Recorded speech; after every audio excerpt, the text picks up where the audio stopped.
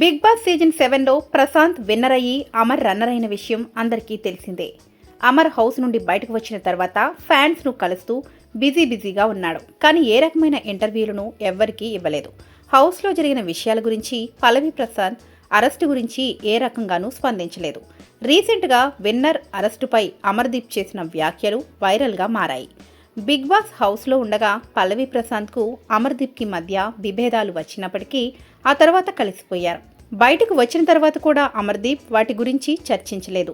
మొదటిసారి పల్లవి ప్రశాంత్ అరెస్టు గురించి అమర్దీప్ మాట్లాడుతూ, పోలీసులు చెప్పినట్లుగా వినకుండా ర్యాలీగా వెళ్లడం వల్లనే అది గొడవలకు దారితీసి అరెస్టుల వరకు వెళ్ళింది అంటూ అమర్దీప్ సంచలన వ్యాఖ్యలు చేశాడు.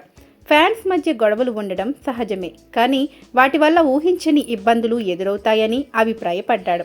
అయితే మేమందరం బయటకు వచ్చాక అంతా బాగా ఉన్నామని, ఎటువంటి విభేదాలు మా మధ్య లేవని తెలియజేశాడు.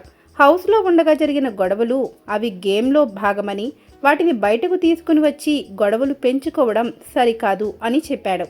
తాను విన్నర్ కాలేకపోయినప్పటికీ తన కల నెరవేరిందని, రవితేజతో కలిసి నటించే అవకాశం వచ్చింది అంటూ తన అభిప్రాయాన్ని వ్యక్తపరిచాడు.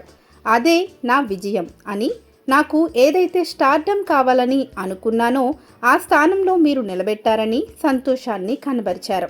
ఫ్యాన్స్ను కలుస్తున్నప్పుడు చాలా సంతోషంగా ఉందని, హౌస్లో ఉండగా నేను ఏడిస్తే వాళ్ళు ఏడ్చారని చెబుతుంటే మీరు నన్ను ఎంతగా అభిమానిస్తున్నారో అంటూ తన ఆనందాన్ని వ్యక్తపరిచాడు.